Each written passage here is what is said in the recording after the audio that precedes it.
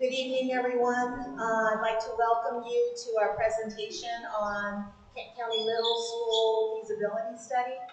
I would like to take this opportunity to introduce our new principal at Kent County Middle School, Mr. Buckle. I'd like to just come up to the front and then, I know, sorry. So Mr. Mark Buckle will be the principal of Kent County Middle School, and we're in the process of hiring an assistant principal. So just wanted to take a moment to introduce him.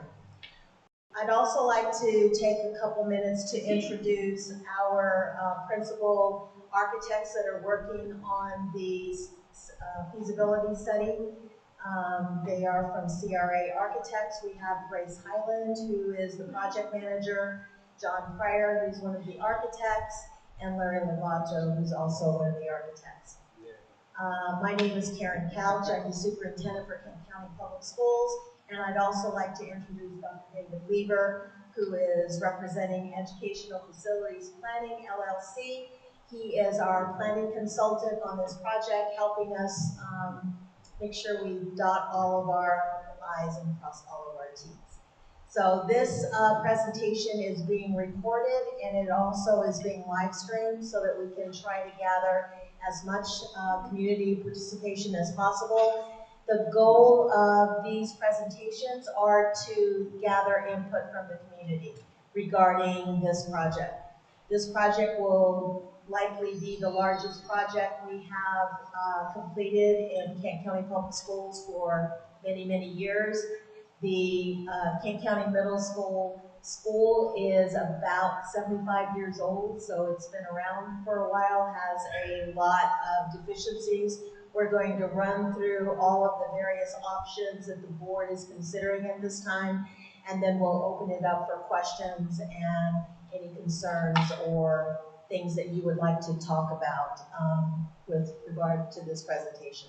So at this time, I'm going to turn it over to CRA for the presentation.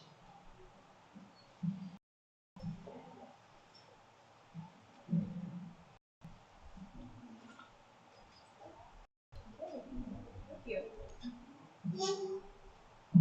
We have an agenda for this evening. We'll start by just giving you a brief introduction to the project, the process, and the methodologies involved in the feasibility study process. We're going to review some information about the existing facility, Kent County Middle School. We'll present the design options and our evaluation of those options, pros and cons of each. And then we'll talk about the next steps for moving forward.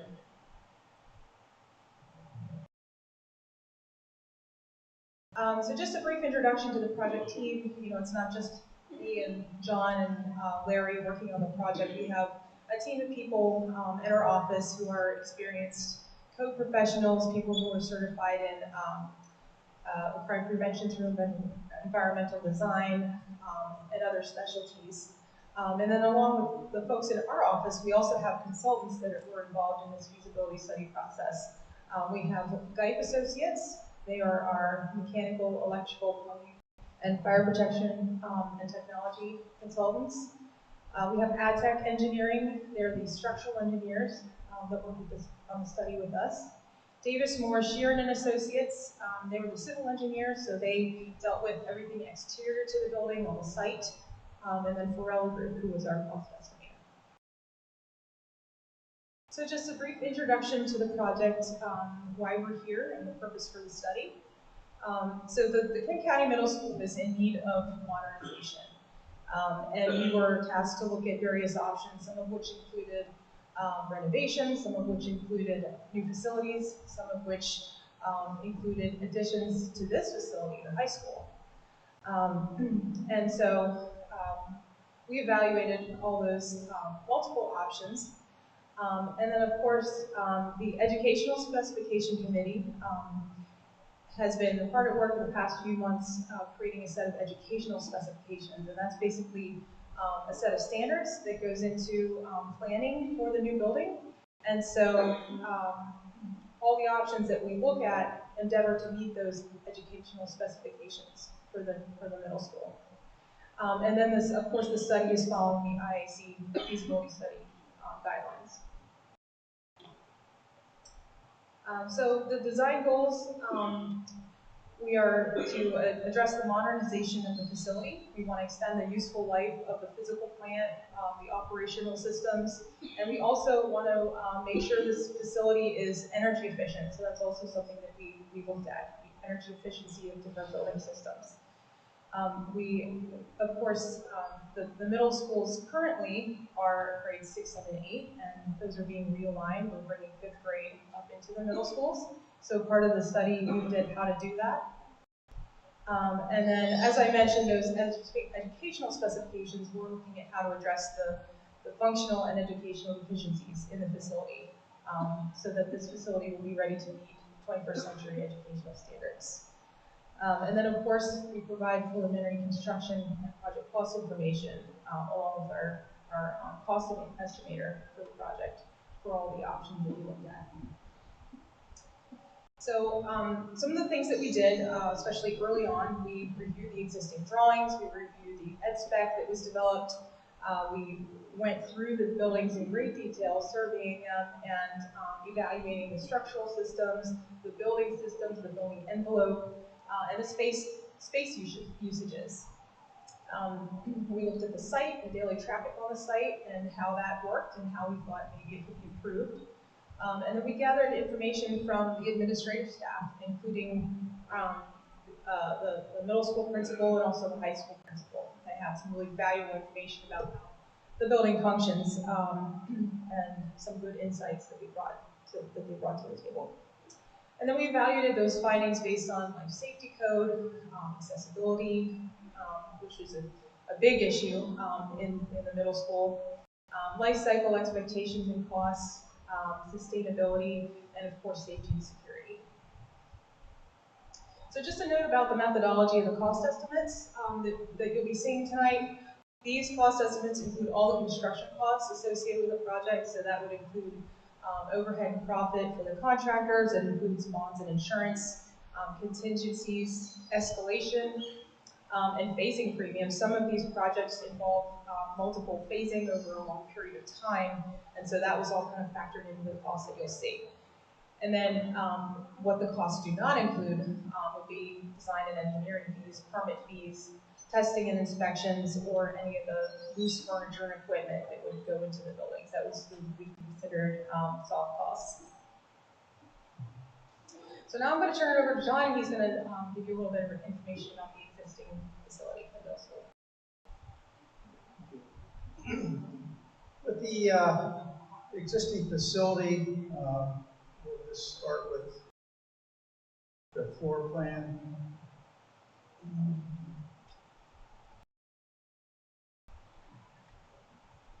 Okay. This floor plan right here is a good example. It shows the when the different buildings of this building were built. 1950 was the original building. 1952, which is on the right, and then 1960, 1976 were all additions and renovation projects for the school.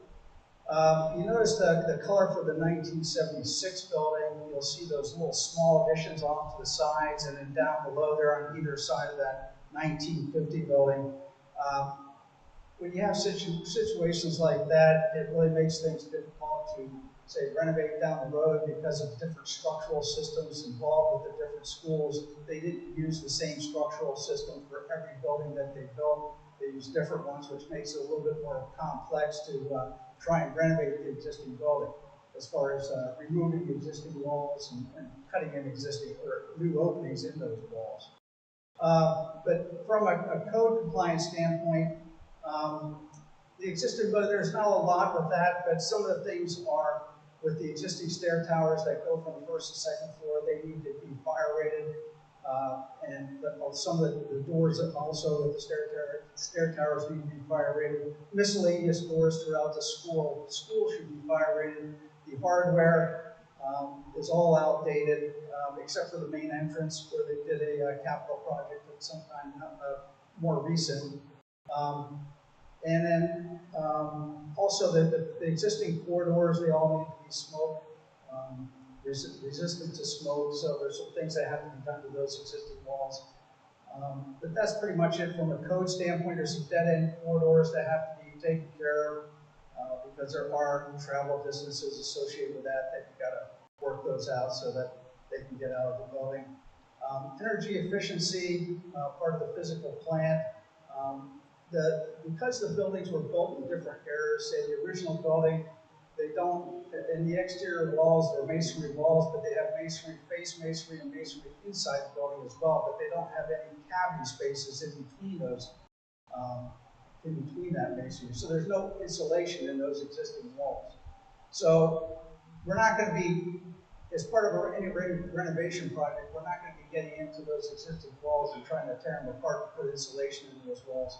So you're pretty much left with what you have. Same goes for all the additions done afterwards. Now, some of the newer additions, they might have a cavity in that existing exterior wall that has some insulation, but nowhere near what we're putting in today's schools. So the exterior walls are pretty inefficient, with what they are, and really isn't too much we can do with those other than furring out the entire exterior wall around, the whole building, which would be very costly. As far as the code compliance, obviously the big one is we have the 2 floors, no elevator in the school, so there's no way to get people in a wheelchair up to the 2nd floor. Handicap accessibility into the school, none of the entrances, especially the main entrance that has stairs, there's no ramps or anything like that to get somebody in a wheelchair into the school. There's no accessible route from the parking lot areas into the school. The toilet rooms throughout the school, whether they're group toilet rooms for all the students or individual toilet rooms, say in the admin office or anywhere else in the school, non-compliant. So that would take a lot of reconfiguration of those existing toilet rooms. One of the big issues with that when you try and go from something that's not accessible to something that is accessible is you usually lose a couple of plumbing fixtures as part of that toilet room, which affects your code for the requirement for plumbing fixtures. So there's some difficulty there in providing all those things, but again, that's stuff we had to look at as part of this review, for this study. And then physical plant, as mentioned earlier about the exterior walls, we also have the roof, which hasn't had anything done to it since 1994. So a lot of those roofs are in poor condition, they're leaking. If you walk through the school, you can see a lot of colored or stained ceiling tiles because of the issues with the roof. The doors and windows were replaced in early 2000, 2002, and 2003, so those aren't in as bad a condition. Although if you were going to do a comprehensive renovation, considering you're not going to be able to do a renovation or another project for another 30 years, you'd probably replace those as part of the project, just so you wouldn't have to come back 5 years down the road and want to replace those things. So those were the things that you could include in the renovation project. Let's see.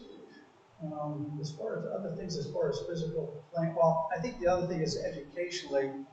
There's a couple of big things with that. Educationally, most of the classrooms in the school, again, if you haven't been there, you can walk around, but most of the classrooms do not have natural light into the classroom from the outside. So, and there's not really much we can do as far as relocation of the rooms within the school. We did that as part of the one option, but you'll see that there's still a lot of classrooms left without daylight into those classrooms. So no matter what you do with that existing school, no matter what amount of money you're going to put into it, you're still going to have a lot of rooms without natural light. Also, areas, because some of these areas are laid out the way they are because of the additions and whatnot that were done, especially the library in the center part of the building. It's a large space for the media center, but you'll see that there's a lot of circulation paths within that existing building to get from one side of the building to the other. A lot of shortcuts through the library. It's disruptive for people in the library trying to use it. But again, there's not much you can do with that other than relocating the library. So you'll see that in some of our options. We're just going to show you a few pictures around the school, things I just discussed, but picture on top left is the main entrance with the stairs, but no ramp to get into the building.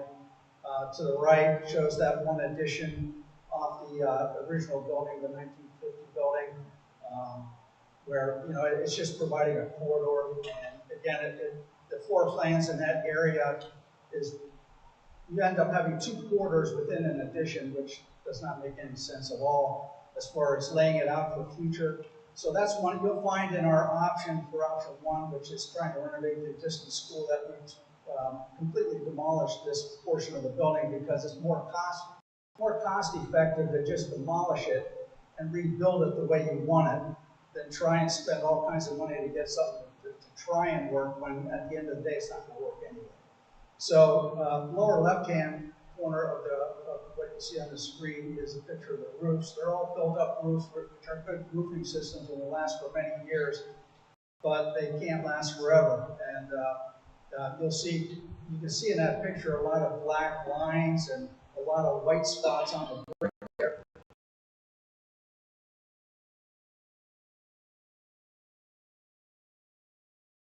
But the bottom line is that the roof is worn out. It needs replaced. So that's part of the cost that you'll see with our cost estimates. And on the bottom right, it's one of the issues up there on the second floor with the second floor windows. But right above the window, you can see that steel there. It looks like it's rusting and getting discolored.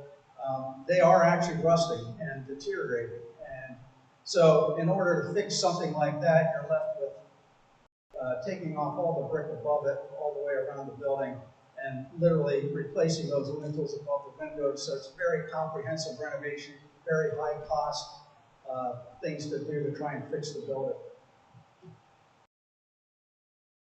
Some interior shots, upper left is the lockers that exist. Some have, obviously some no doors on, but they're starting to rust and really deteriorating after the number of years they've been in place. The center picture on top there is the hardware. Again, it's not ADA compliant. Usually you see the lever hardware with doors in modern buildings. This has a combination of old and somewhat newer, but again, it's not compliant, and there's locks missing in the one door. And again, this isn't everywhere, but it's just picking out some parts of the building that need some work. And of course, at the top right there, some of the staining I was talking about with the roof throughout the school. Lower left is the flooring in the going into the stage area. Couple things with that. The tiles that are being removed, those are 12 by 12, a little bit more modern type tile, but the mastic underneath is asbestos, has asbestos in it. And that's another thing regarding the entire school. There's still a lot of 9 by 9 floor tiles with there are asbestos tiles, and then of course the mastic and everything is asbestos. So all of that would have to be abated as part of the renovation project, which is difficult to do when it's going to be occupied by students and faculty and staff and so forth. What we would do is try and have that being done over the summer when students and faculty and staff are not in the building to try and help that situation, but you're not always capable of doing that just because of the way the renovation is being done. So every effort would obviously be try to do that if we can. The other thing about the stage, just real quick from an ADA standpoint, that the stage itself is 3 foot off the ground, so you would actually need like a 36-foot long ramp to get up onto that stage, which will not fit into the area that we have there.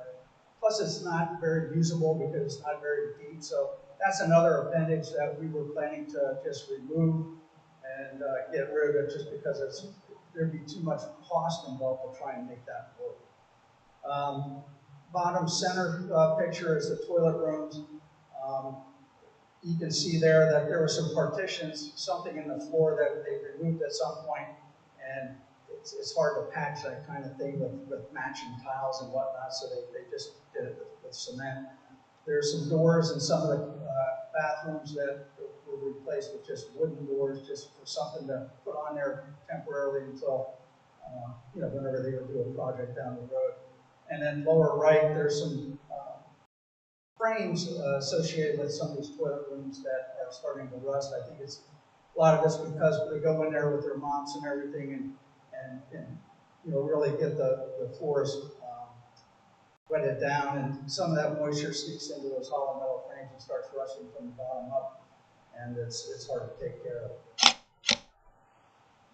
And again, those are just some of the things, you know, again, we don't want to make it seem like there's nothing good about this school. There is some good things about this school. I think the gym is a very good space. It has a high school-sized court, bleacher space, which is very good.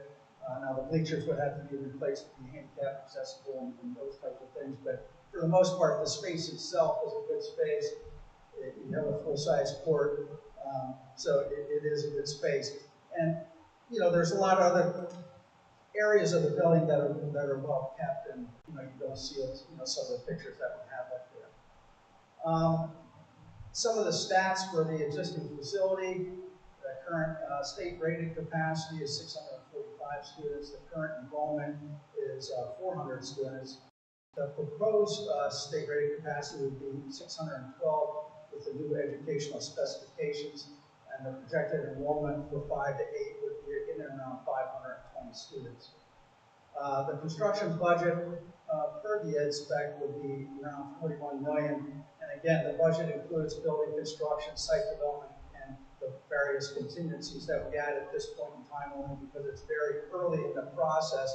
We don't have things completely designed. We can't put exact numbers to the options yet because we don't have enough information. But we have enough that we can do estimates to give you an idea of what it would cost down the road.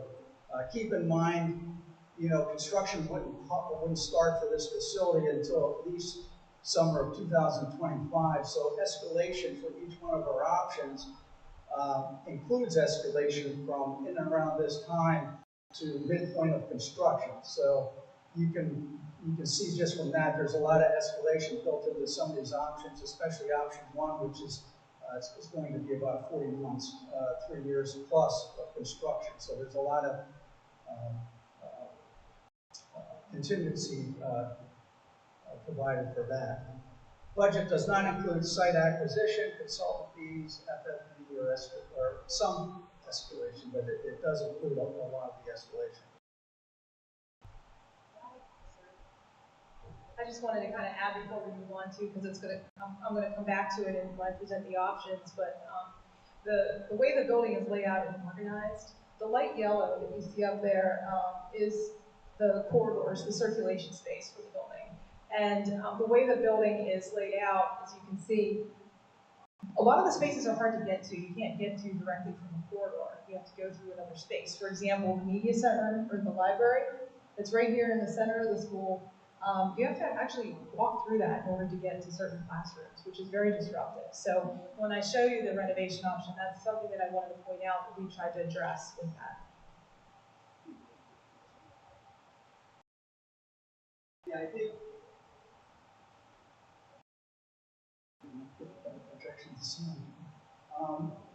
with that, also this is the one I was talking about with the existing facility. You can see it's an addition with 2 circulations within that addition. Typically, you would have that one addition with the circulation down the middle, classrooms on both sides, getting outside light directly, where this has basically all interior spaces.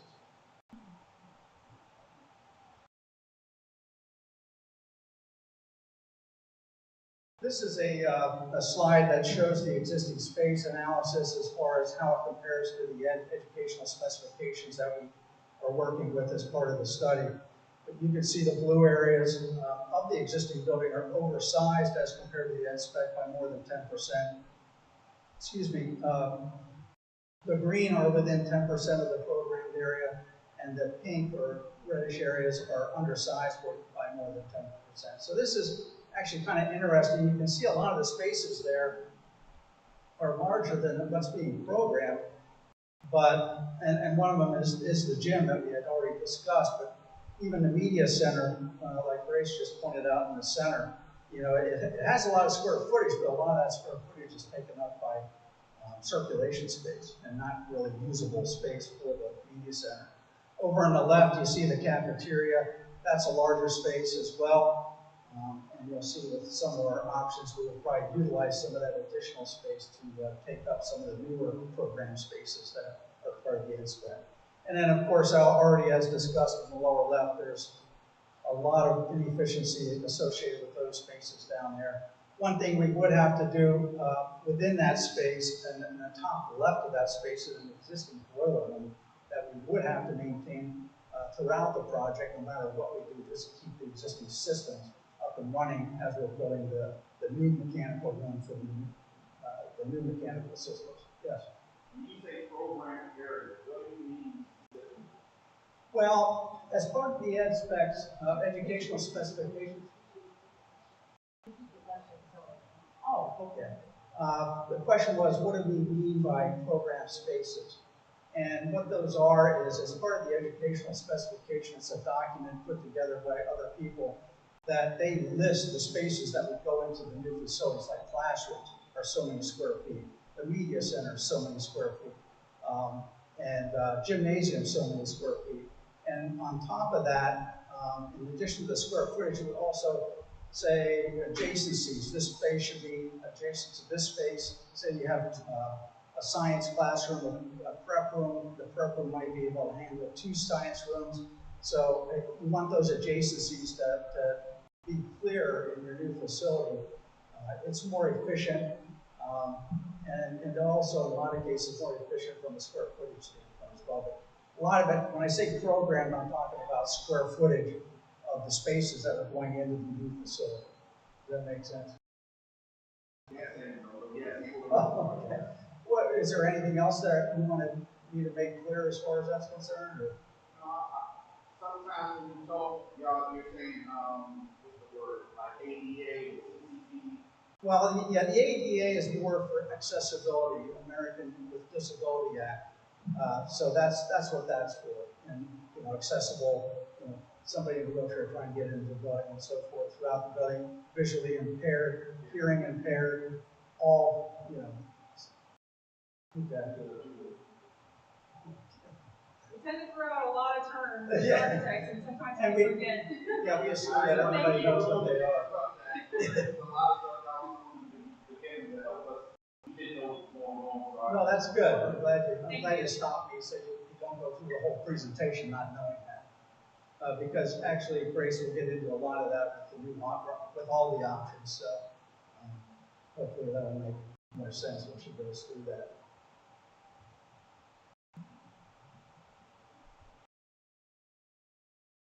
From the building, we'll go to the site. And if most of your kids have gone to the school, you understand what the existing site is. Area A is kind of the main circulation space for us as far as buses and cars coming into the school. They'll drop off and pick up kids. C is also a parking lot that's used for drop off and pick up of students for parents. B, along the street, is also an area where kids are dropped off. So part of the existing site, there's between the parent drop off and the bus drop off, they're intersecting with each other, which is not good. You want to try and separate the bus and parent drop off completely if you can, just to make things a lot easier getting in and out of school for parents. Area D is an open area play space that's used for many things. The grant that was given to the county includes the walking trail around that open space. It has the 5 exercise stations that through this whole thing, we want to keep all that. One thing about that grant, if we were to change anything with respect to the walking path, we would have to replace it in kind somewhere else on the site. So no matter what we do, you're not going to lose those things that were dedicated to the county by a grant. Also included in that grant are those 3 tennis courts, and then right below that is a basketball court that's part of that grant. There's also a pollinator garden and a small pavilion off to the one walking path. Again, it's used for science classes, taking students out there to do things in the pollinator garden and so forth, which are very educational, as well as doing things inside the school. Can you think of anything else from the site standpoint? Okay.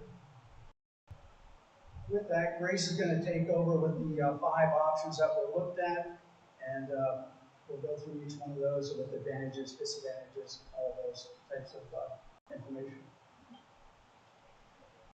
Okay, so I'm going to show this slide, and don't feel you have to memorize everything on it, because after I go through each of the options in detail, we'll have another summary slide at the end that kind of shows all this information again. But just as a pretty high level, kind of before we go into each one, our option 1 is a renovation and addition to the existing middle school in Chestertown. Option 2 looks at a replacement school, so a new school facility on that same site. Option 3 was an option that we had originally looked at. This was a replacement middle school at an alternative site. And we did look at some alternative sites around Chestertown. And ultimately, the school board decided to eliminate this option because each site had some pretty significant disadvantages, and we just couldn't locate another site on which to place the building. So that option was eliminated. Option 4 is a new facility, a replacement middle school at the Wharton site, being here, the high school, on campus. And then option 5 is a replacement as an attachment, so an addition to this school that would be connected to it. Did you have another question, or you good? I'm trying to make the question. Okay. All right. You can just hold your questions at the end in line.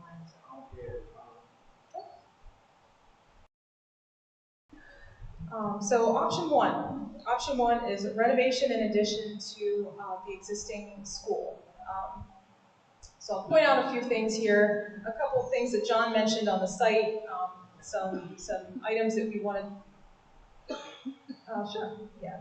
Some things that we wanted to address on the site that we were able to at least partially address with this option is the separation of parent and bus parking.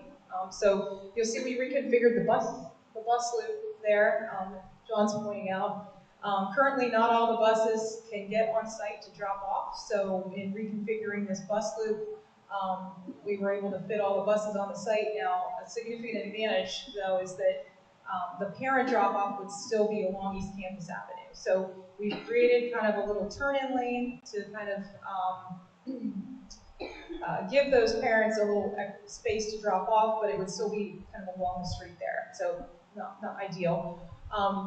But then we also did create a lot of additional parking. Actually, you see that there's a new parking area adjacent to the front entrance, which we are going to be reworking. One of the things about this school, the administrative suite is very, very small and requires significant expansion. So that sort of hatched area there near the red arrow, that's where we're intending to expand that administration suite and kind of reconfigure that new entrance to the building. The other hatched area that you see there is the area that would be new construction. As John mentioned, that part of the building currently is pretty problematic as far as how it's laid out and the structural systems there. So that would be a new addition. And then in kind of back behind there, we're expanding the parking behind there. So in this option, that exercise trail and the facilities that were put in place with the grant money on the site would remain in place. Okay. So this is the floor plan of this option. We have reconfigured a lot of the interior circulation and corridor spaces, as I mentioned previously. We've reorganized the building to support the teaming concept, which the educational specifications called for. So 5th grade is in its own team or cluster. The blue, so in this plan, the blue spaces that you see, the dark blue, are the regular classrooms, the graded classrooms. The light green spaces with the S and the C, those are spaces that would be associated with that team, including each team would have a science classroom and a collaboration space. So you can see 6th and 7th, 8th grades have their kind of own space within the building. 8th grade has its own space for its team, kind of in that new addition area, and then 5th grade would be located on the 2nd floor. So the gym will be remaining where it currently is. The cafeteria will be remaining where it currently is, but we are reconfiguring that space a little bit, using it a little bit more efficiency, moving a stage there. The A that you see is the art room that's near the cafeteria. And then those salmon colored spaces are music. So art and music would be adjacent to the cafeteria. So, you know, due to how this building is laid out, the gym and cafeteria, they kind of have to remain where they are. So we were a little bit limited in how we could organize the building, but overall we feel it's an improvement in terms of the building organization and efficiency. So the other part of the building that I want to point out is the administration suite. That's that light pink area there, the A. The H is the health suite, and guidance is nearby. And then that little C area, that's a community health center. So all of our options that we're presenting incorporate a community health center. And that would be a space that would be used by the students and also members of the community. So we have a summary that kind of includes all the pros and cons or opportunities and challenges associated with this option. This is a phased occupied construction, and I think that's a significant challenge to this option. It would take approximately 40 months, we think, to complete start to finish. So kids would be in the building the entire time. We would have modular classrooms. So just, you know, keep in mind, you know, that would be a significant disadvantage for this project. The construction cost we estimated is about $49.8 million. So some opportunities, we maintain the existing neighborhood site. We're able to accommodate that learning team concept that the educational specifications call for. We are completely replacing the building systems, the mechanical systems, a lot of the electrical systems for energy efficiency, and Americans with Disabilities Act accessibility. And then we are improving site circulation and parking. However, it is an existing building, the existing building envelope, so the shell of the building, would remain. So that part of the building, the bones or the structure of the building, is not terribly energy efficient, and you know that is just one of the challenges of this option. You know, it's limited what we can do to make the building envelope more efficient. Another challenge is, as we mentioned, access to natural light. A lot of these classrooms would remain interior. We can do what we can with skylights, with light tubes, etc., getting some natural light in there, but it's just not possible to put windows in some of these spaces. And then, as John mentioned, of course, there would be hazardous materials that would have to be abated as part of this overall phasing effort. Option 2. This is a replacement middle school at the Chestertown site. So in this option, we would be building a new facility at the other end of the site. And after that is already completely constructed, we would be tearing down or demolishing the existing school and making room for the new play fields and site amenities. So in this option, we are able to get all of the buses on site for drop-off and pickup, and we're also able to incorporate a large drop-off area for parents. So that would get the traffic off of East Campus Avenue, help to separate car and bus traffic even further, and provide a little more safety on the site in terms of circulation.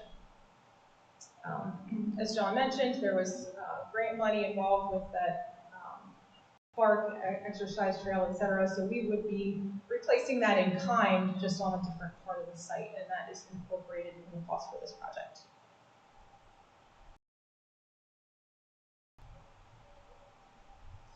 This is the floor plan of that of this option.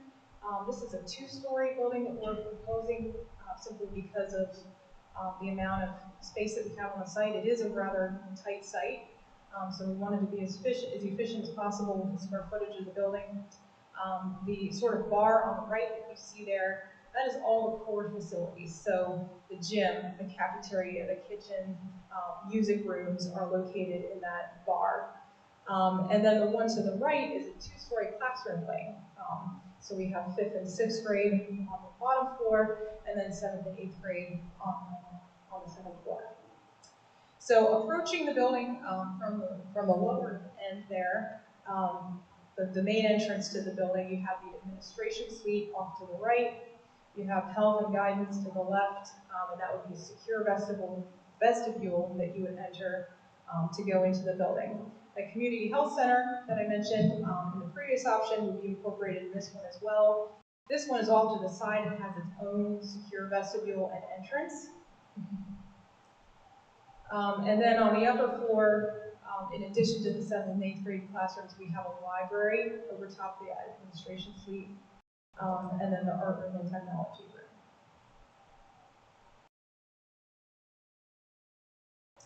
So to sum up option 2, this is a much shorter duration project. It's a 24 months total, about 18 months to complete the building, and then another 6 months to complete all the site work around the building after the existing building has been demolished. And the cost estimated for this option is about $55.8 million. So although this has a couple of advantages, you know, as was mentioned, it is a small site, and the construction will have some impact on the use of the outdoor play areas during construction. But this option also has a lot of opportunities. It maintains the existing neighborhood site. It supports the learning team concept. It's a completely new facility. So you have modern, state-of-the-art, energy-efficient building with an energy-efficient building envelope. And then we're greatly improving the site traffic and circulation and parking around the site.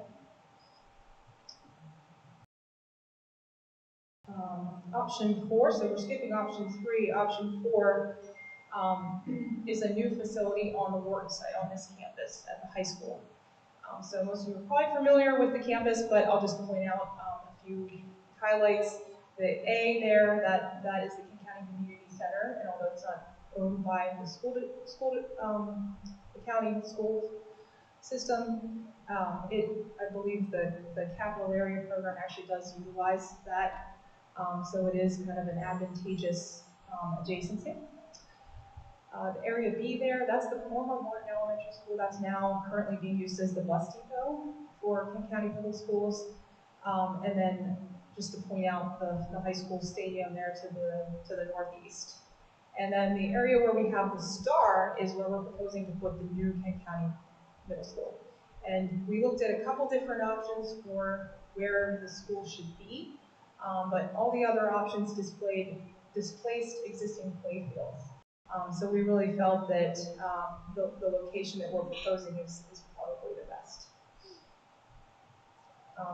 So some significant challenges that we observed here on this site, the way it functions currently, it's a bit hard to find the high school main entrance.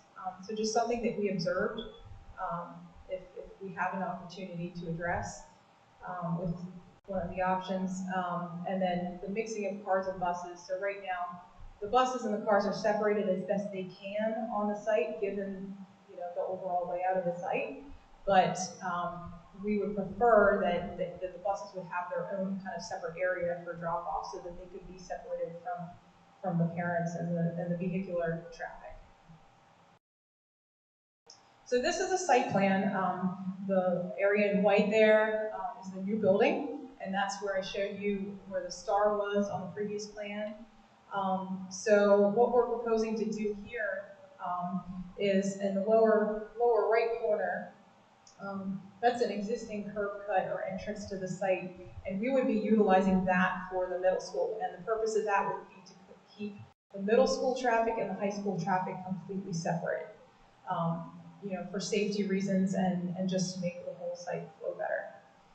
So you come in and you wrap around, And there's sort of a long drive here, and the purpose of having that long drive and that pedestrian aisle that you see there is to get really a lot of queuing distance for parents to be able to drop off. The last thing we want is for traffic to get backed out onto Morton Road. And so what this layout allows us to do is incorporate a lot of drop-off area and queuing distance for parents.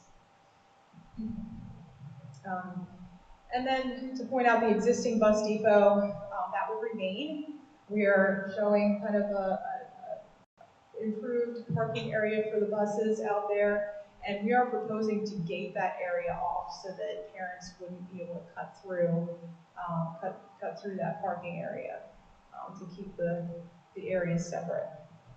And then the bus drop-off for the middle school would be kind of to the north of that pedestrian aisle.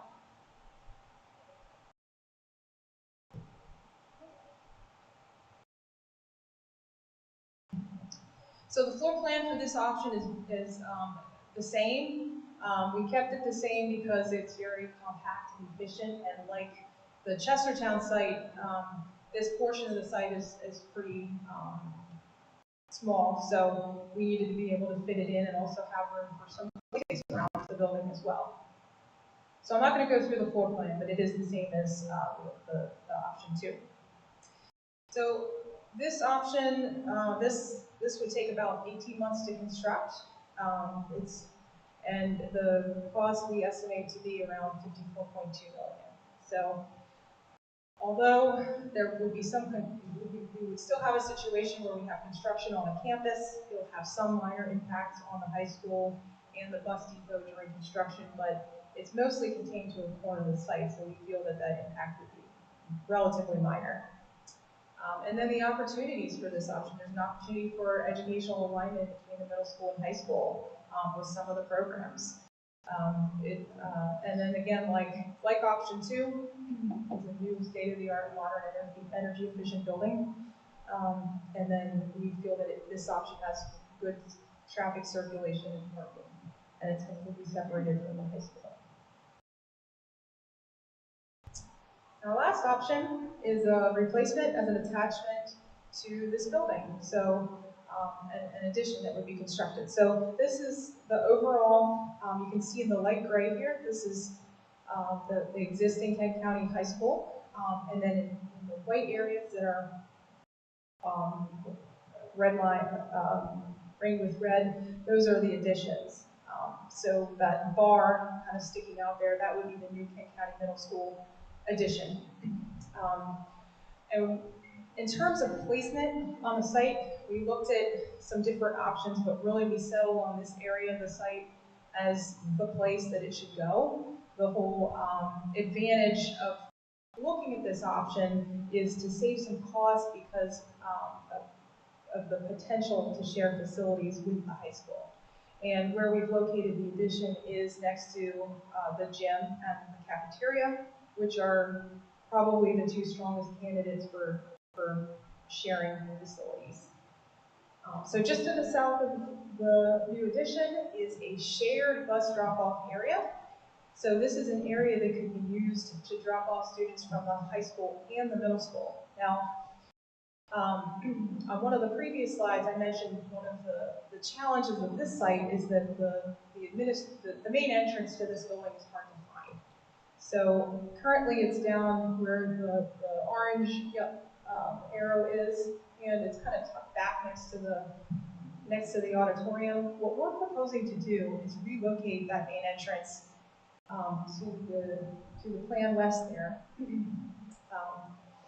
And then that new bus drop-off area would be adjacent to both the new reconfigured entrance to the high school and the entrance to the middle school. And then, like the last option, we are keeping the high school parent, the middle school parent and visitor traffic separate from the high school. So their drop-off area would be just to the north of the addition. The plan north, it's actually northeast. So this is an overall floor plan showing the whole building. again, so the areas in gray are areas that would not be renovated. So this option does not propose renovating the entire building, only very selected portions of it, and then the new addition. So anything in gray we would not be renovating, and then the areas in color are where we're proposing that the renovations would occur. So at pink bar there, that's would be reconfigured into the new main entrance for the high school. The current main entrance would be converted back to classrooms, and then the middle school new addition. Oh yes, thank you for mentioning. So the community health center entrance would be where the main entrance to the building currently is, and that's nice because it keeps that entrance separate from the other entrances. So this is a close-up view, a zoomed-in view of just the addition, just the middle school addition, and you'll notice the biggest difference between this option and all the other options that you've seen is that this does not include a gymnasium and a cafeteria. So for this option, the middle school students would be using the high school gym and cafeteria. But all the other spaces are there. We have 5th and 6th grade on the lower floor, and then 7th and 8th grade would be on the 2nd floor.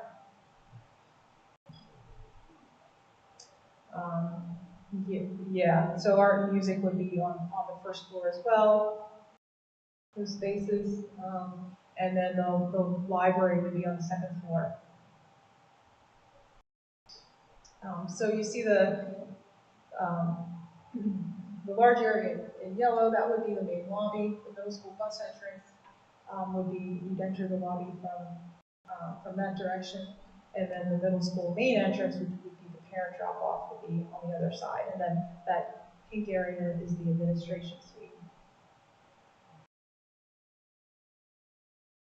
So to summarize option 5, this would take about 20 months, slightly longer than the new construction, just due to the some of the renovations in the existing building and the phasing that would have to occur.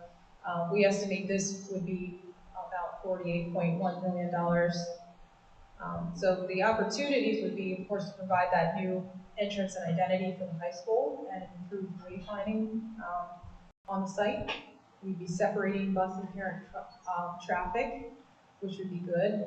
And there would be a cost savings. This is the option. However, there are some very significant challenges to this option. And you'll see the number one underlined challenge is difficult scheduling. So due to the high school's block schedule and the middle school not being on block schedule, it would be very difficult in reality to share the middle school and to share the gym and the cafeteria with the middle school. So it's something that really sounded good when we started looking at it, but when we look at it a little closer, it really presents some very significant challenges. And as I mentioned, this is not a comprehensive renovation of the high school. It is only very selective renovations. So if the school board would decide to take some of the money that would be saved and put it into improvements in the high school, we'd have to look at that. The educational specification committee would, yeah, and from the state reimbursement standpoint. So this option does not include comprehensive renovations. Another significant challenge to this option is that there is no outdoor play space near the addition. Option 4 does accommodate some play space. We would anticipate some of the play fields being shared with the middle school, but with option 5, there really is no play areas around the addition just due to where it is on the site. So they would have to use the high school facilities. And then there would be more opportunities, just due to the linear layout of the addition, there would be more opportunities for 5th and 8th grade students to mix in the corridors, and as opposed to the new facility where we have sort of a more circular circulation pattern. And then, of course, there is the potential for mixing of the middle school and high school students as they move to the gym and the cafeteria. So here's that summary slide again of all the options. all the costs, the durations of construction that you can see all there together, and some of the more significant pros and cons that we talked about. I'll come back to this slide. We're gonna discuss the next steps next, but after I get through that, I will come back to this slide just so you can kind of see them all again. So the board approved the community input process in early June. Last week we had a meeting in Chestertown, and of course tonight is the community meeting in Horton, the second of two community meetings. Upcoming, we have a presentation to the school board on July 10th, and we would anticipate them to narrow the options down further. And then we would be doing a presentation to the county commissioners sometime in August at a date to be determined. And then hopefully August 14th, we would anticipate that the school board would finally select an option. So I'll go back to this summary slide, and I guess at this point, we can open it up for any questions that you might have. Who came for this? We're going to bring you the mic. I can be louder. Who is paying for this? So where's the funding from? And I'll have a follow-up to the funding question, but I want to know who is paying for this. There will be three funding sources. The majority will come from the state and the county, and then a very small amount from Choptank Community Health. They'll be paying for their share of the community health center. The state will also be contributing to that. The state participation is 50% of eligible costs, which means that if it comes out to less than 50%, we take all the costs into effect. But the state will be providing a substantial amount of funding. Okay, you have another question? Yes, to follow up with that. So, is the state paying for people to oversee the accountability of this project? To hold people accountable. So, case in point, one of my concerns is, let's say this present school board decide whatever they decide, whichever option, and in 2024 we get a new school board, but that new school board being able to stop the progress or change anything that was decided now. Would that be an option to happen? Well, it depends what stage it's at that. If the school board decided to stop the project, it would have the authority to do that. Now, if the state has already provided funding, that funding can be halted, and then that funding would be redirected to another project somewhere else in the state, or to another project in Kent County. But that scenario doesn't happen very often. In my experience, it's only happened once, where a board has actually stopped a major project. The state county was unpassed us. Can't answer that, sir. Yeah. I don't want to hold it because I got a million questions. I'll hold it for everybody else. I have a question. Like, If the options are taken to use the work location, it seems that would make all students transportation issues. And that would seem like we would have to augment bus fleets, bus coordination. Shake your head loud. Right now, we have dedicated buses for the middle school and dedicated buses for the high school. So in some ways, we might be able to be a little more efficient with some of the outer areas that we're busing our students, like in goals. We have to have special buses for goals in the middle school and high school. We could probably put some of those kids on the same bus. So there would be some opportunities for efficiency, but for the most part, we'd still have dedicated buses for the middle school and dedicated buses for the high school. how many students are currently walking? Right now, there are about 27 students that are walking. Most of the kids are either being transported or being picked up by parents. Or some of the funding, when you say cost like that 54 million or whatever, but you also say, but it does not include this, and this. a projected amount of money that the non-included items might cost? Because you might be telling us it's 50 million up front, and then we turn around and gave you more like 86. So what would that mean? Which option are you looking at, sir? Any option, because most of these you all say it includes consulting, it includes this, but it doesn't include site acquisition, it doesn't include consulting fees. So what's the hidden number on that? Okay, these are construction costs only, as Grace and John explained. So we were looking, let's say option 4. Okay, just take that. That would be the. This is my favorite one. I didn't know that when I said that. Okay, we'll take option 4. The construction cost is 54.2 million. We calculate that the total project cost would be about 64.8 million.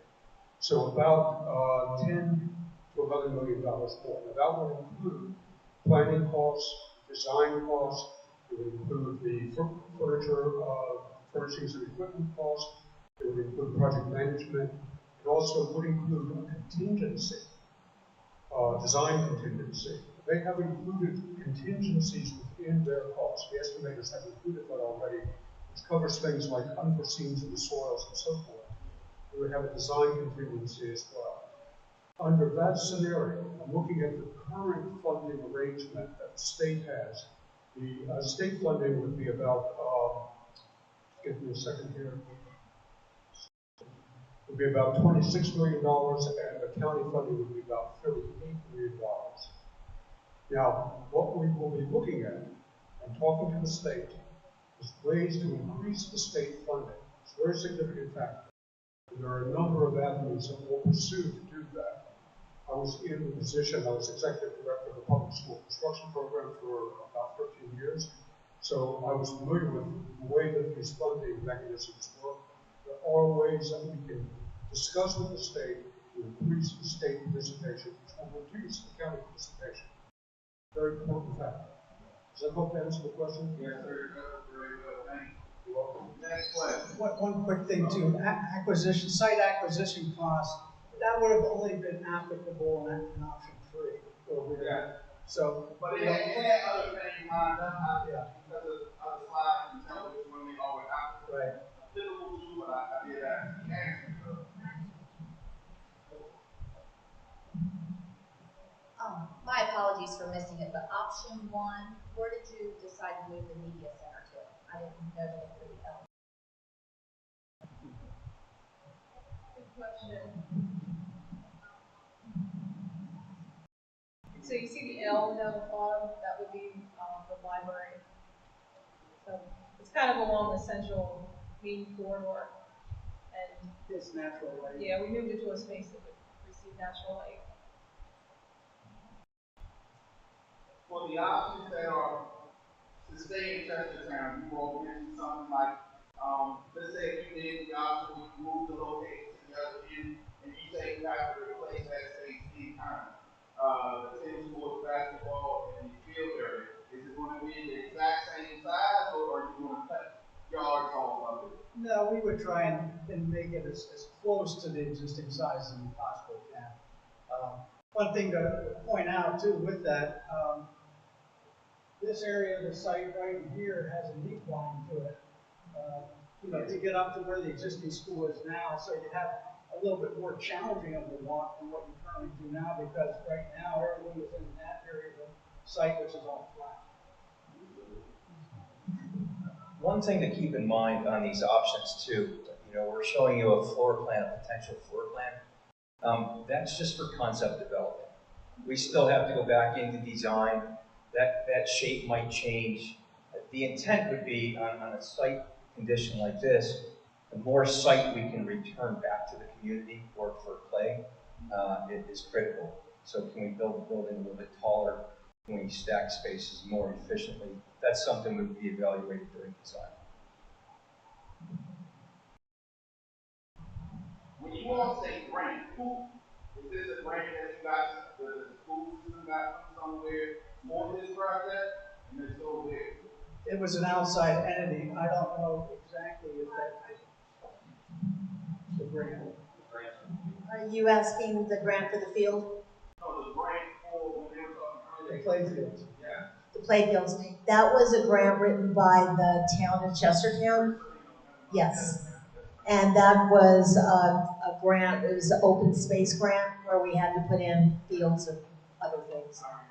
Yeah, right. This gentleman in the back had a question.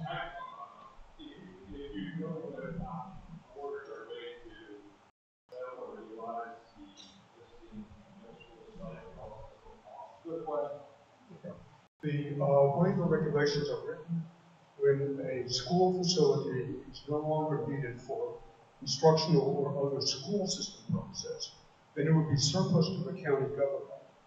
And the county government then would make a decision about what to do with it. And there are many options. We have not had a detailed conversation with the county government about that, but it is a very good site in terms of a number of development options, including things for the community as well as probably some aspects of private development. That lies in the future to discuss that.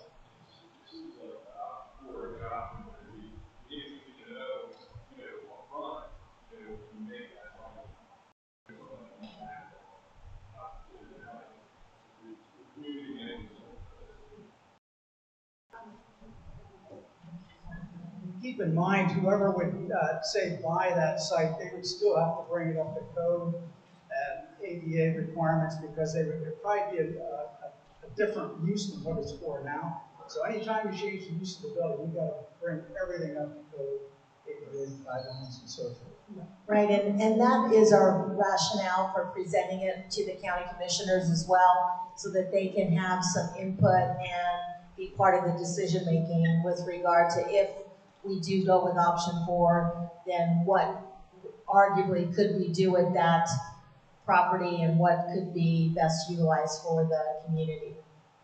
And, you know, they always have an option, selling, leasing, renovating, tearing it down.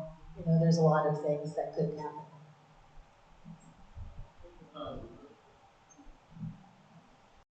I know this analogy isn't exactly perfect, but like when I go to a doctor and he gives me several different options on a treatment, I might say to the doctor, what do you recommend?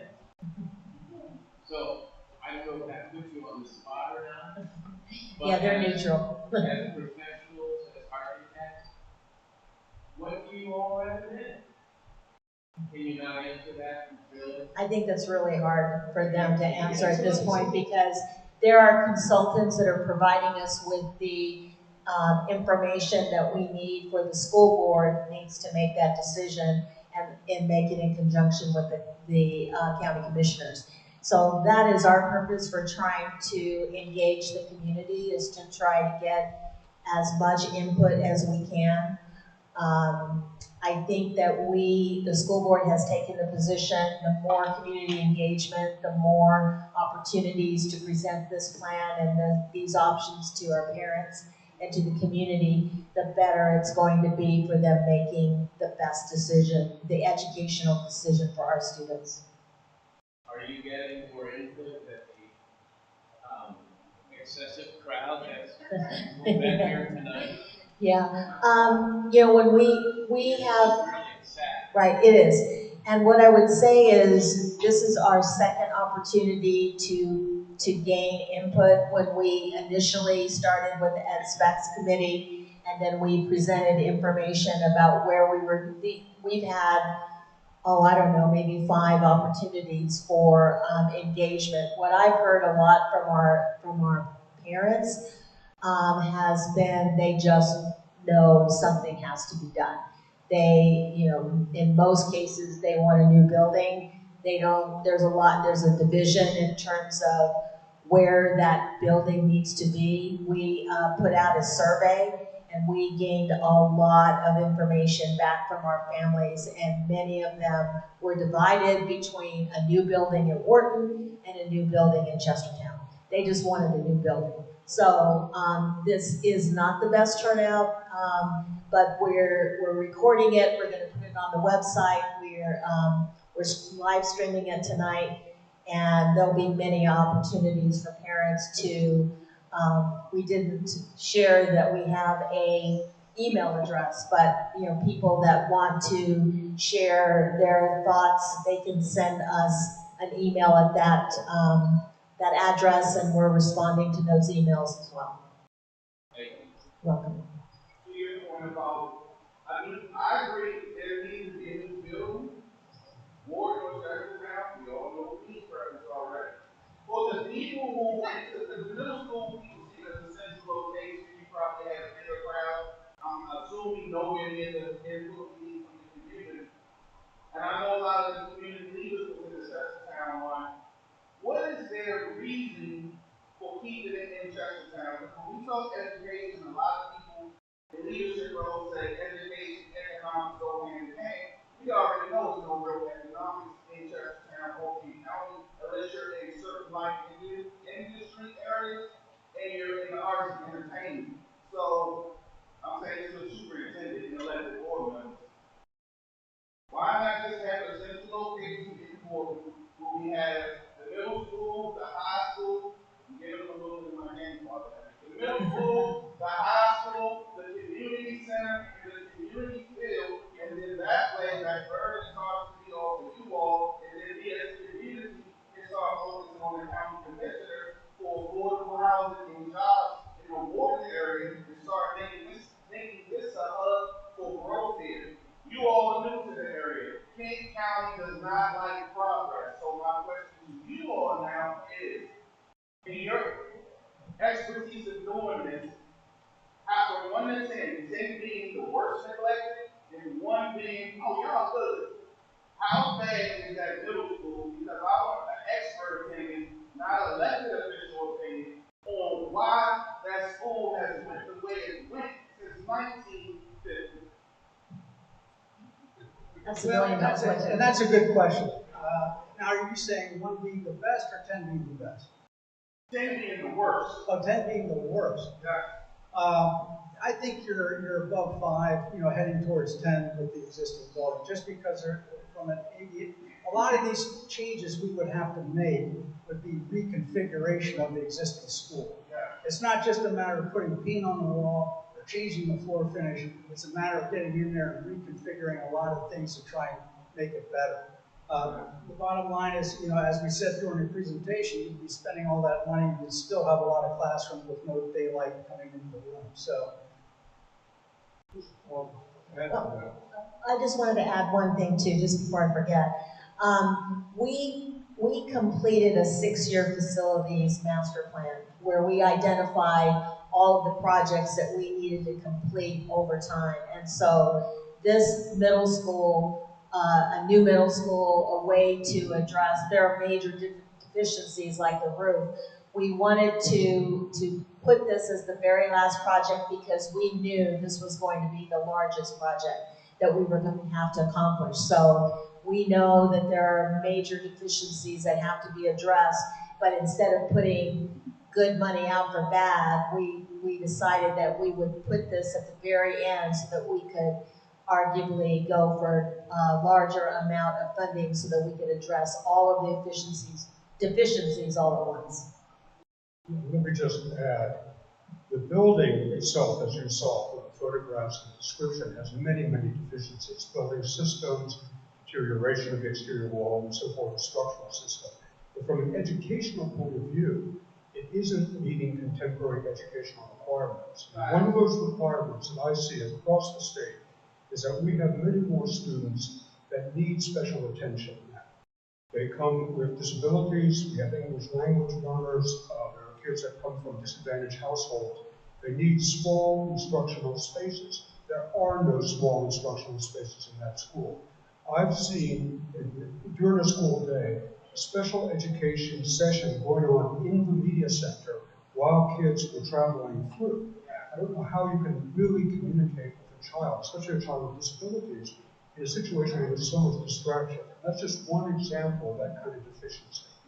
So there are many deficiencies of that kind, the lack of daylight. Today, we would simply not design any classroom anywhere without exterior daylight. It simply wouldn't be done. That's the kind of thing that we also see. Go ahead. When I went to school, we didn't have Alice terminals. So in this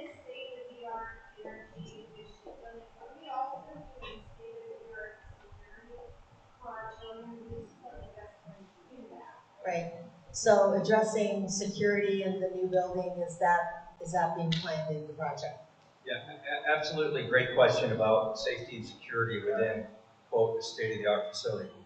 No matter what option we have up here, even in the ad rental option, safety and security of that building will be foremost in that conversation. We talk about secure vestibules. Well, what is that?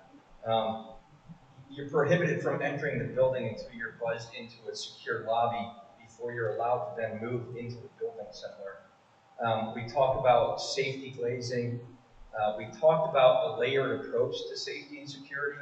So even if something gets inside of that building, there are opportunities within technology that we can then close down, if you will, areas of that building, hallways before they get down a hallway. And once they get down a hallway, we can even put it at the classroom level, those safety and security measures, so that there's not an opportunity for that person just to gain free access to that building.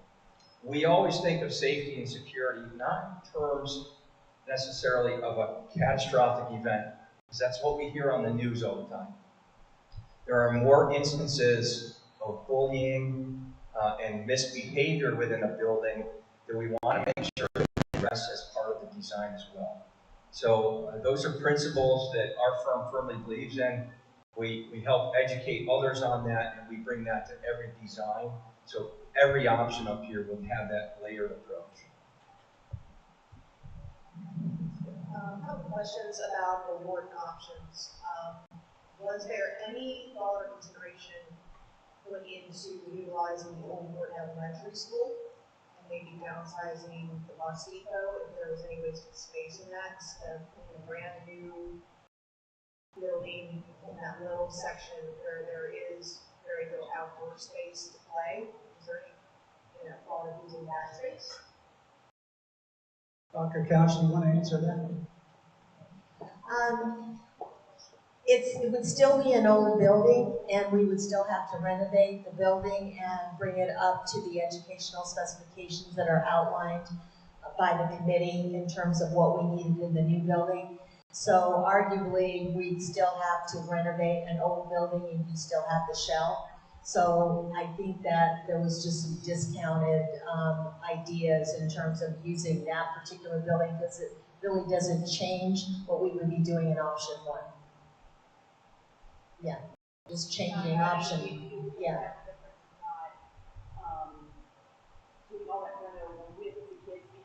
Right, right. Second question,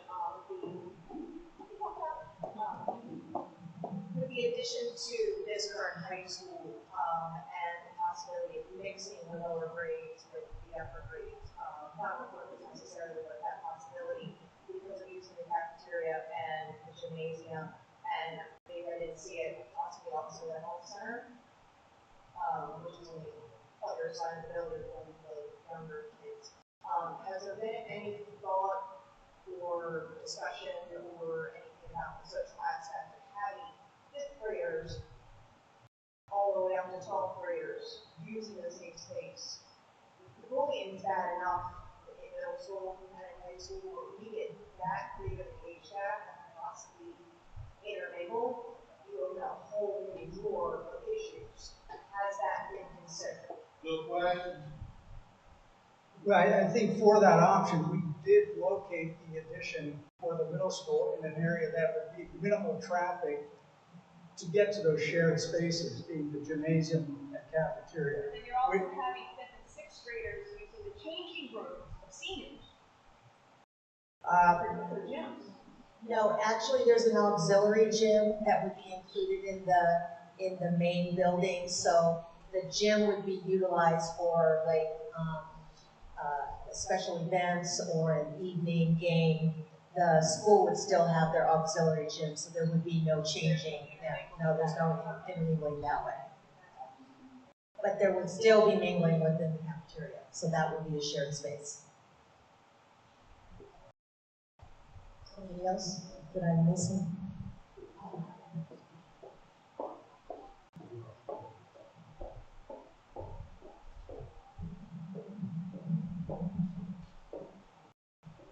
don't have much to say about it except for that option 5. I don't know if I've seen it, but I myself as a parent do not agree with that one at all. I don't think it's a good one. I don't think it's good for children to be that young with the children that's that old or having to bypass them in the hallway in any way, shape, or form.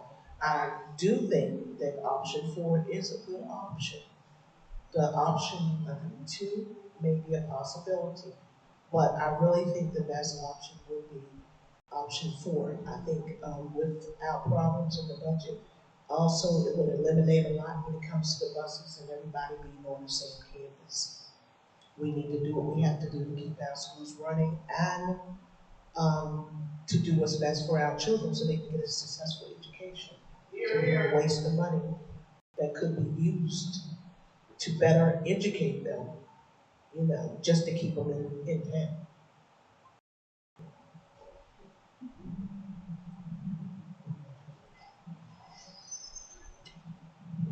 I just wanted to say, I want to compliment you on the presentation for for someone that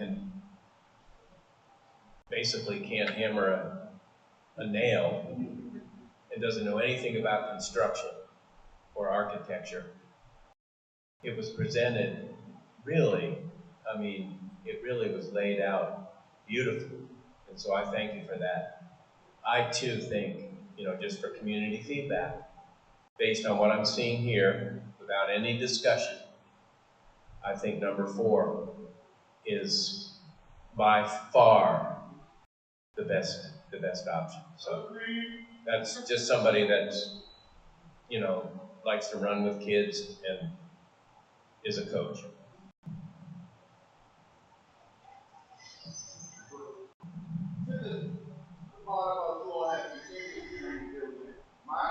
One of my concerns, I do agree with him. I think if people really pay attention to some of these things, it's kind of thorough, in my opinion, of what can happen. I think that is a fact.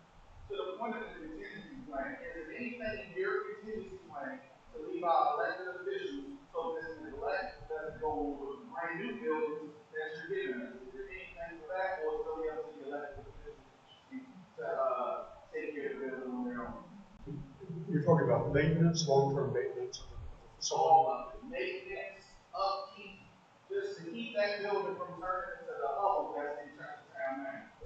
Well, the maintenance is a local obligation, and the county government already has to budget for maintenance of the existing facility, but it will have to budget for maintenance of a new facility as well. And that will include both day-to-day ordinary custodial things, minor maintenance, things like oiling the equipment in the mechanical room, and also periodic capital replacement. Within the lifespan of the building, which you could estimate will probably be 40, 50, 60 years, you're going to have to replace the roof at least once. That has to be factored in, and that is a local obligation. For a project like that, the state can participate in a major capital project. There are a number of funding sources. It's a good question, because maintenance is an absolutely critical aspect of any capital project.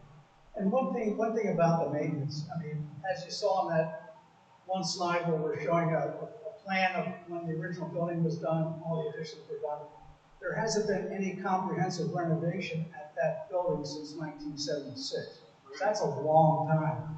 There have been small what we call capital improvement projects, like to put the secure vestibule at the middle school, or to replace the roof, or replace the windows and doors.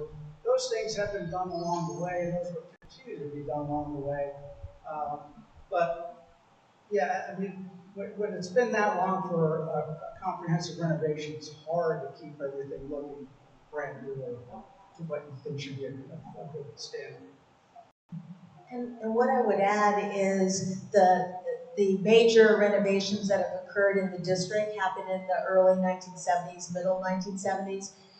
That's why about 8 years ago we put together a committee to look at all of the projects that needed to occur. So we've replaced 4 roofs. We're replacing the roof here. There have been minor renovations at Rock Hall Elementary, renovations that have occurred at Galena Elementary. So we've tried to address a lot of those deficiencies that, as you might say, have been somewhat neglected.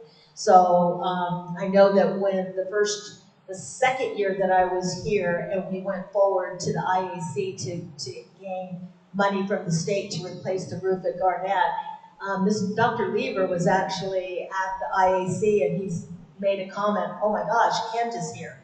So we hadn't gone and asked for money for, I don't even know how many years, probably a long time, a long time. The other thing I look at there is the 18-month time for option 4. You know, The 18-month time, yeah, time frame. Well, the reason why it's shorter is because you don't have to knock down the building. right, and then the other, but I'm not sure when this will all start. Are you thinking that there's going to have to be some, repairs made to the existing middle school to get to the point where this one's built? And where's that? It's a very fine line for that because once the state agrees that we're going to move forward with the project, they're not going to have a lot of support for sinking in a lot of money into the old building. So it's a fine line. We'll have to navigate and do what, obviously, if the roof is leaking, we're going to have to make some repairs to the roof, but we're not going to do a full-scale renovation of the roof. So it is it's going to be a fine line that we're going to have to look at now. Obviously, we're going to have a group of kids that are going to be in a really old building, and we've got to consider what's best for them. So we'll have to navigate the request with local, and we'll probably have some challenges with state. But any of these options, is there different start dates? It's like, if we choose option 4, will that start sooner? Whereas we Yeah. So the question was, would any of these options be an opportunity to start sooner? Is there a certain time frame for beginning the project? What I would say is it all is negotiated on when we can get a commitment and access to local funding because we have to be able to put up our fair share. So Dr. Lever talked about us going forward and trying to see if we can increase state participation. In other words, right now it's a 50-50 split. Maybe we can increase the state's obligation to maybe they would pay 75% or 80%. In some districts, the state, because of the shared funding, 100% of it is paid for by the state. So right now we're kind of challenged because of the financial situation of our county. And if we can find a way to increase state participation, we could potentially start the project sooner.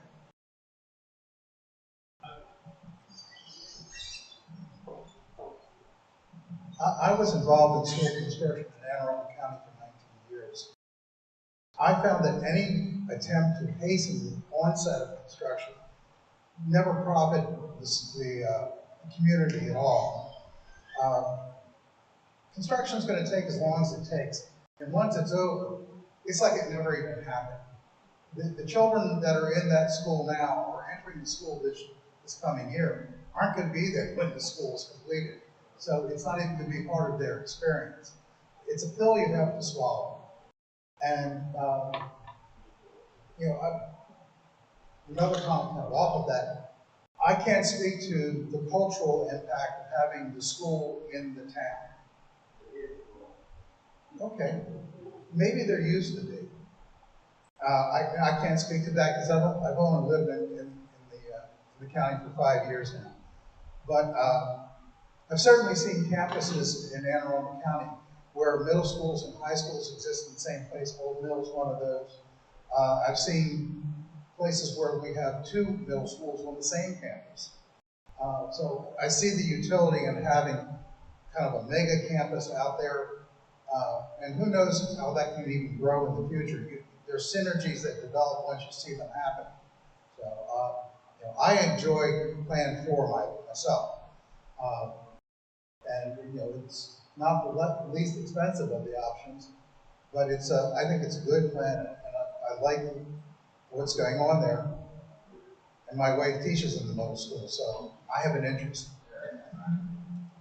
With the part of the state and county for local funding, is the county obligated to kick in and get this share, like, or they have to sit around and do what they normally do and BS the community on why they can't help the education system? Are they obligated? They are obligated. The state will not move forward unless it gets a commitment from the county that it will fund when the time comes. Have they made that commitment yet? No, because So they initially it's on their 5-year capital improvement plan. Have they said, yes, we're gonna come up with money on X date? No, they have not given us that commitment.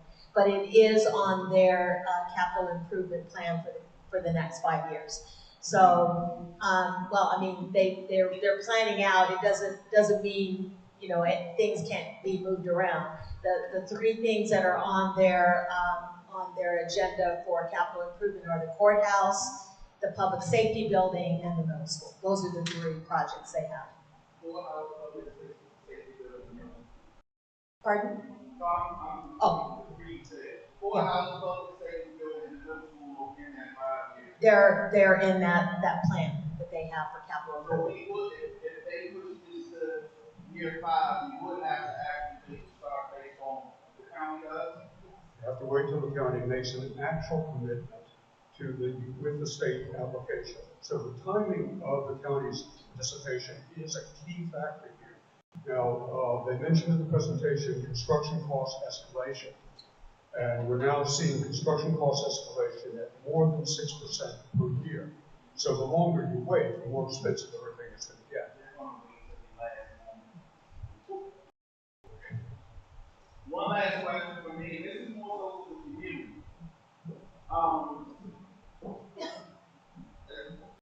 Dr. Calvin let the board members know it's a big deal about transparency. Not with what's going on. If you're not in the building, you're not looking on the website, that's on you. My thing is, before you all make the decision, are there going to be a couple more ways to reach out and get a vote, a poll, an input from our community? Maybe we do a mass email, do a Google to have people vote. Survey. Yeah, but it needs to be at least 2 more connections with the community. Just to say the arguments later, when you all make whatever decision you make on the end of transparency, saying, hey, we need your feedback, or we, the community, is still involved with that. Right. I think, you know, from my perspective as just being the superintendent of the school system, I think we need to narrow it down to at least 2 options so that we can try to have a better, we have too many options right now, obviously. And the reason why is because we wanted to explore everything. Based on the input and community engagement we had maybe five months ago, it was new options came up during those conversations. One was build at an alternative location in Chestertown. That came up. That got discounted because there are additional costs that jacked up the price, and so it just didn't seem reasonable for the school board and for us to pursue that option. But I think you're right. I think once we narrow it down and come up with some viable, hopefully just 2 options, then we can reach out and send a communication to our families and say, which option do you like?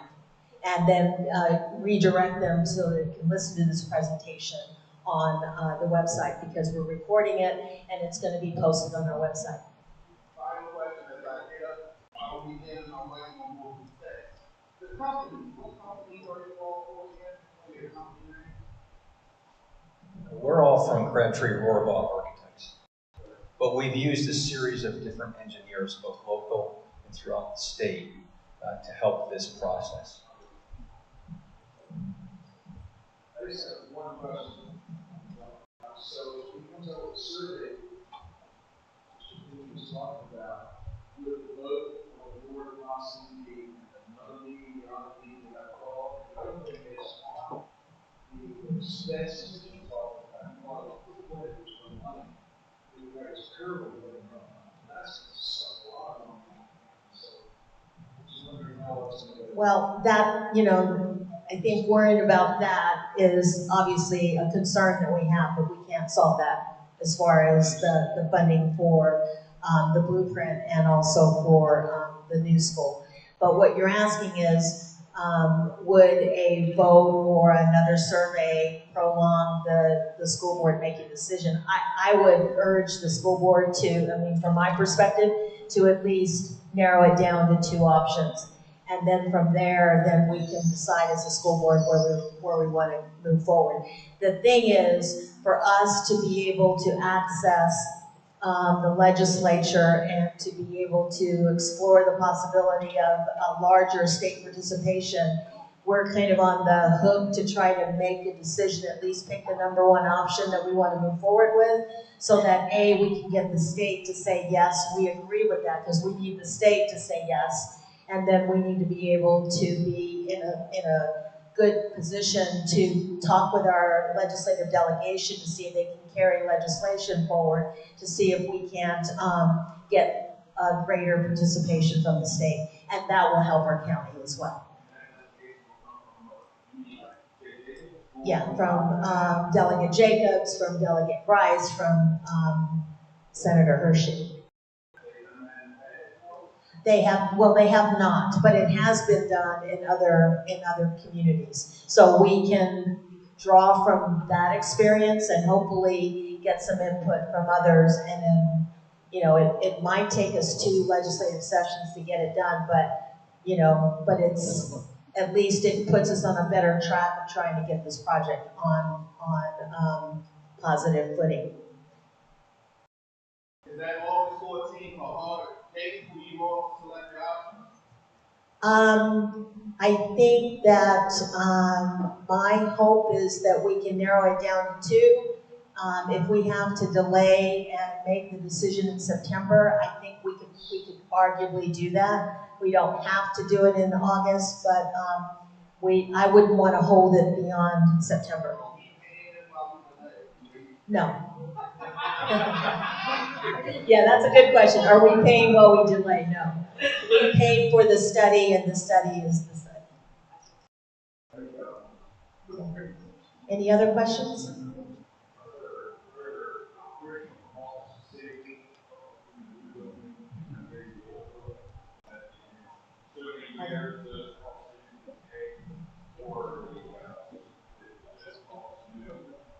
Life cycle analysis is a requirement when we submit to the state. The results of the feasibility study eventually will go to the state to explain why the option that has been selected by the board is the best option. That will include not only the construction costs, which you heard today, it will also include looking at the life cycle costs, the operational costs for the long term, which can amount to 4 or 5 times more than the actual construction costs, depending on how long the building lasts, how it's used, and all those other kinds of factors. So that it is definitely part of the thinking.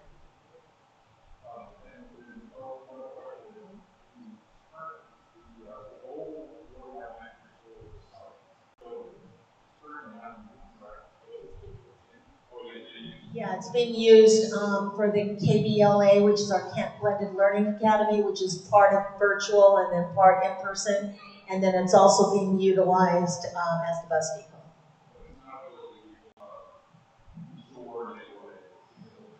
I mean, that could be part of a future plan. Right now we have the Kent Alternative Program that they are in portable buildings. It could be that we could relocate them into Wharton Elementary as well, the old Wharton Elementary. So there are options that we could use that building in different ways.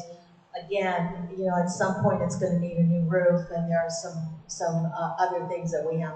The thing is, we have old facilities here in Kent, and we've been doing our best to renovate and to update as much as we can based on available funding.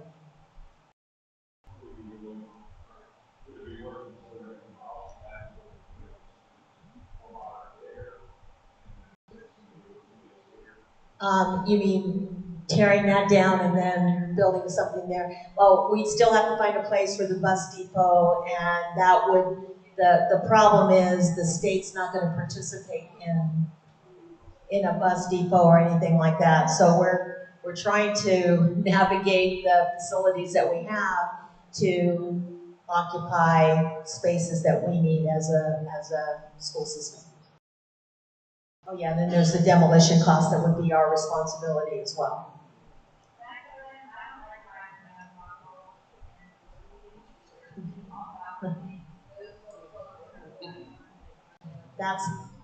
I think we're trying to worry about taking care of our kids first before we worry about the adults. So I hear what you're saying. I mean, I've heard the same thing.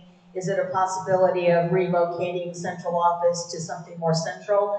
I think that would probably be in the future plan, but again, that would be 100% responsibility for the local because the state would not cost sharing that.